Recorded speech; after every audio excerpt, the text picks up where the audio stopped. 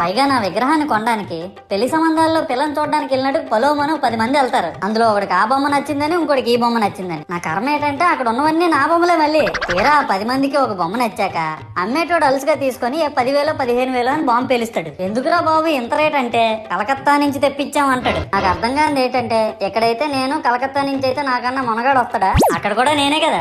ఇలా నన్ను బజార్లో పెట్టి బేరం ఆడి నా మొహానికి ముసుగేసి వ్యాన్ ఎక్కిస్తారు. ఆ వ్యాన్ డ్రైవర్ గాడు నేను ఉన్నానని కూడా చూడకుండా ఏదో ఆలోచించుకుంటూ డ్రైవ్ చేస్తా గతకల్లో గబ్బి గుబ్బి అని తించేసి నా కాల్లో చెయ్యి ఎరగొట్టేస్తాడు. ఈ విషయం చందాలు ఇచ్చిన చిన్నోళ్ళకి తెలిస్తే మళ్ళీ ఇరిగిపోయిన బొమ్మ పెట్టకూడదని ఏ బొమ్మ రాసి కవర్ చేసేస్తారు. సరేలే జరిగిందేదో జరిగింది, నా భక్తులే కదా కూల్ బ్రో అని చిల్లయ్యే లోపు నన్ను పందిర్లో పెట్టి ముసుగు తీసి నాకన్నా పొడుగున్నే సౌండ్ బాక్సులు 2 నా చెవులు పక్కన పెట్టి డీజే గణేష్ బ్రో అని చెప్పి నా పాటలను కూనీ చేస్తారు. సరేలే పిల్లలు కదా ఇప్పుడు కాకపోతే ఎప్పుడు ఎంజాయ్ చేస్తారు, కాసేపట్లో పూజ స్టార్ట్ చేస్తారని వెయిట్ చేస్తా ఉంటే ఆ 5 రూపాయల వ్రతకల్పన బుక్ చూస్తే అది ఎక్కడ